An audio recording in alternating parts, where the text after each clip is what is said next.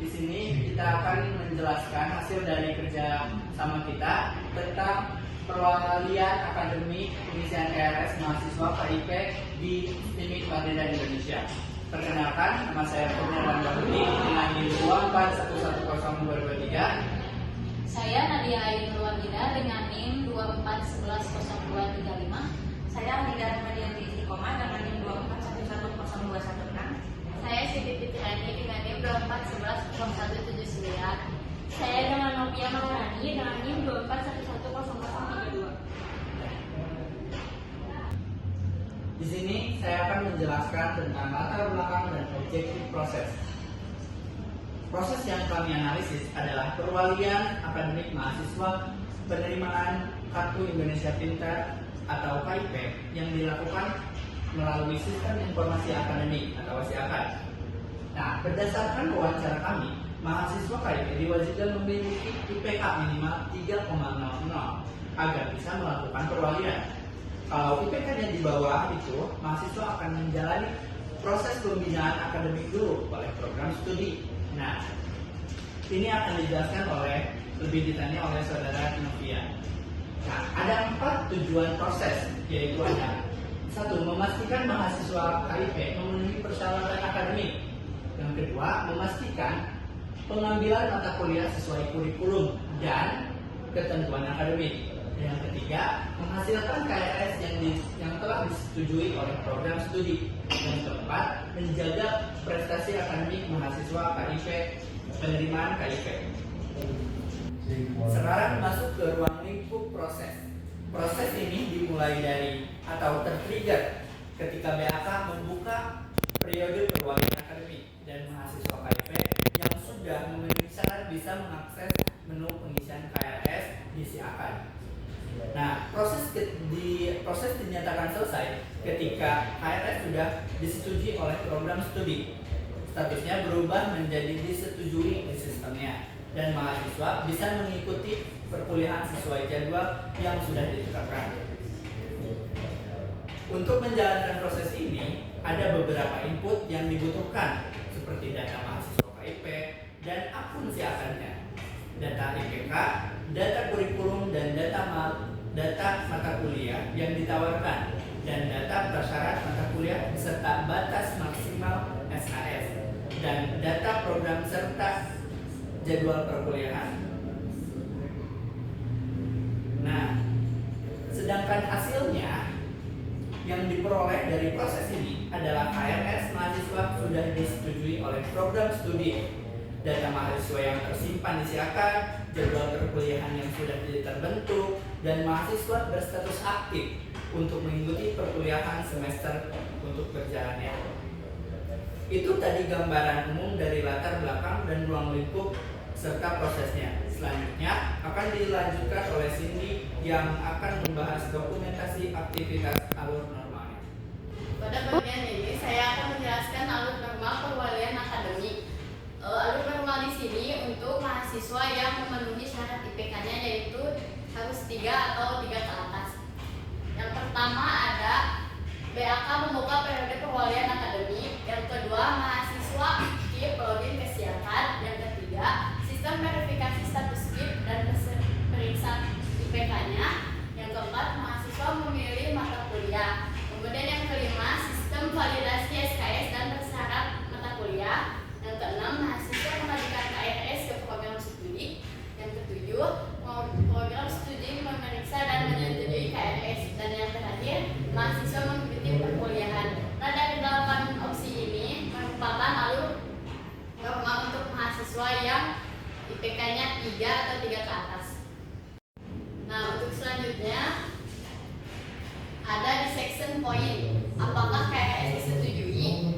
Nah, di sini ada jika KRS disetujui, yang pertama program studi menyetujui KRS, yang kedua sistem memperbarui status KRS menjadi disetujui, yang keempat mahasiswa mengikuti perkuliahan sesuai jadwal, yang keempat proses perwalian dinyatakan selesai. Kemudian jika KRS tidak disetujui, ada 4 poin. Yang pertama, program studi memberikan catatan revisian. Yang kedua, mahasiswa memperbaiki KRS sesuai catatan. Yang ketiga, mahasiswa mengajukan kembali KRS ke program studi. Kemudian yang terakhir, kembali ke pemeriksaan program studi. Nah, yang selanjutnya saya akan membahas tentang alur mahasiswa bermasalah akademik. Alur mahasiswa bermasalah akademik ini yang bernilai IPK di bawah 3. Nah, yang pertama, sistem suspend akun siapan mahasiswa. Yang kedua, siswa menghadap program studi. Dan yang ketiga, program studi evaluasi hasil studi. Yang keempat, pembinaan akademik dan penjelasan konsekuensi. Yang kelima, ada mahasiswa dan tanda tangan surat perjanjian. 6. Program studi ditentukan mata kuliah wajib diulang. Yang ketujuh, mahasiswa mengulang mata kuliah sesuai semester. Jadi jika kalian mengulang di semester 1, itu kan semester ganjil. Nah, kalian akan mengulang di semester ganjil juga berikutnya, misalkan di semester 3 atau semester 5. Dan yang terakhir ada aktivitasi kembali akun si akad dan kembali mengajukan perwalian. Jadi setelah nilai diperbaiki, kalian akan mengajukan kembali perwalian. Nah, sekarang ada urutan proses secara keseluruhan dari alur normal dan alur bermasalah. Seperti yang sudah saudari Cindy jelaskan, yang pertama ada alur normal, di mana yang pertama. Nah, yang selanjutnya saya akan menjelaskan dari urutan proses secara keseluruhan. Seperti yang saudari Cindy telah jelaskan, yaitu alur normal. Yang pertama ada buka periode perwalian, dan selanjutnya ada login dan cek IPK. Jadi prodi juga mengecek IPK. Lalu pengisian KRS diikuti dengan validasi sistem. Selanjutnya pengajuan KRS, terus pemeriksaan prodi, dan seterusnya persetujuan KRS. Yang terakhir adalah mengikuti kuliah setelah ditentukan jadwal. Nah, untuk alur mahasiswa yang bermasalah, proses dimulai dari ditentukan dari IPK kurang dari 3. Yang selanjutnya ada suspend akun. Jadi di mana IPK mahasiswa kurang dari 3, suspend akun si akad kalian akan disuspend oleh bagian akademik. Yang selanjutnya ada pembinaan prodi kepada mahasiswa yang di bawah IPK-nya 3. Selanjutnya ada surat perjanjian, di mana mahasiswa melakukan surat perjanjian dengan program studi. Dan yang selanjutnya ulang matkul, ditentukan dari bagaimana kalian mengulang matkulnya, apakah di semester genap atau ganjil. Nah, yang selanjutnya ada aktivitasi akun. Nah, ini di mana kalian sudah melakukan perbaikan nilai. Jadi bagian akademik akan membuka lagi akun kalian. Nah, selanjutnya kalian akan melakukan lagi perwalian. 4 titik keputusan, yaitu yang pertama status KIP aktif, yang kedua ada IPK minimal 3, yang ketiga ada pengembalian modul sesuai SKS dan prasyarat, yang keempat ada disetujui prodi. Nah, selanjutnya presentasi akan dilanjutkan oleh saudari Nadia Ayu. Baik, selanjutnya saya akan menjelaskan tentang peran dan tanggung jawab aktor.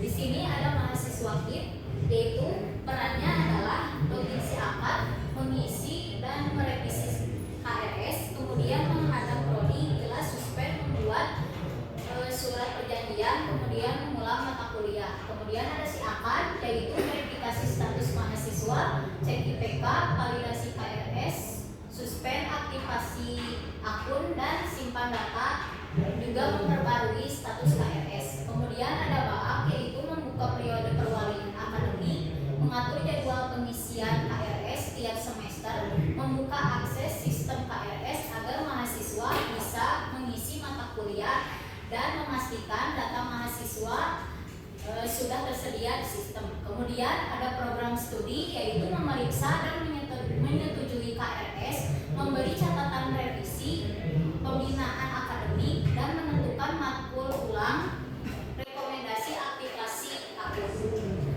Berikut adalah struktur singkat diagram BPMN proses bisnis. Di sini ada jalur aktor, yaitu swim lanes, yaitu proses yang dibagi menjadi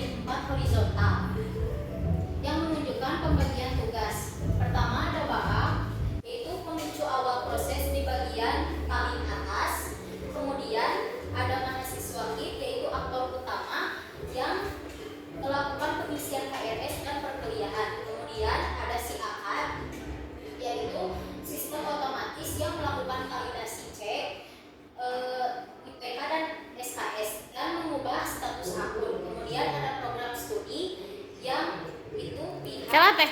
adalah struktur singkat dari diagram BPMN proses perwalian KRS. Di sini ada jalur aktor swim lanes, yaitu proses dibagi menjadi 4 jalur horizontal yang menunjukkan pembagian tugas. Yang pertama ada BAK, yaitu pemicu awal proses di bagian paling atas. Kemudian ada mahasiswa KIT, yaitu aktor utama yang melakukan pengisian KRS dan perkuliahan.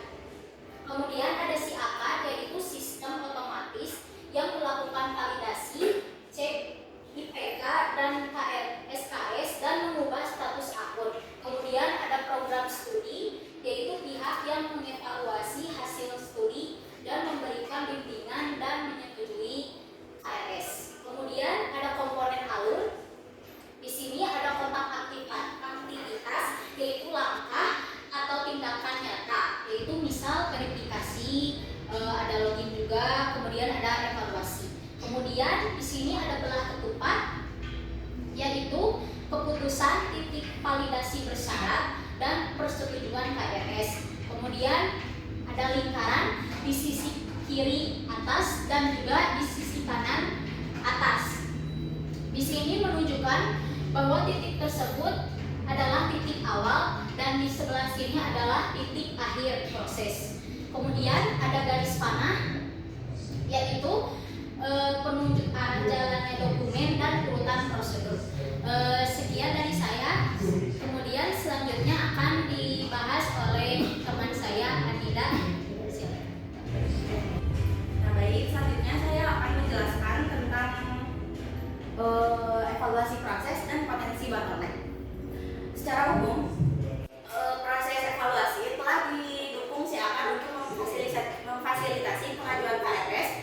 Program studi berperan untuk memeriksa KRS serta membina mahasiswa yang belum memenuhi syarat akademik agar prestasinya membaik sesuai ketentuan program KIP.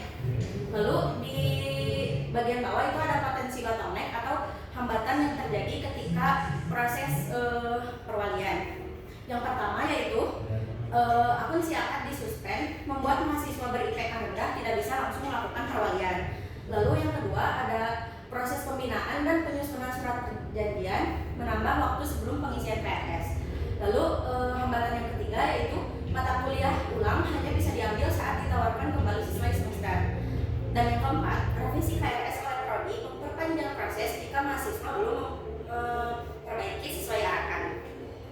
Lalu berdasarkan evaluasi proses sebelumnya, ada beberapa rekomendasi yang diusulkan, yaitu ada dua. Yang pertama, yaitu menambahkan notifikasi otomatis kepada mahasiswa mengenai status akademik dan jadwal perwalian. Lalu yang kedua, memberikan informasi lebih rinci pada siapa mengenai alasan suspend dan langkah yang harus dilakukan. Nah, berdasarkan semua materi, kesimpulannya yaitu proses perwalian akademik mahasiswa KIP terdiri atas dua skenario. Yang pertama yaitu alur normal bagi mahasiswa yang memenuhi syarat KIP dan juga alur pembinaan bagi mahasiswa dengan IPK di bawah ketentuan. Mekanisme suspend, pembinaan, surat perjanjian, dan pengulangan mata kuliah dirancang agar mahasiswa KIP tetap memenuhi standar akademik program sebelum melanjutkan perkuliahan. Sekian dari kelompok kami. Mohon maaf bila ada kesalahan dan ketidaksempurnaan, karena kesempurnaan hanya milik Allah. Wassalamualaikum.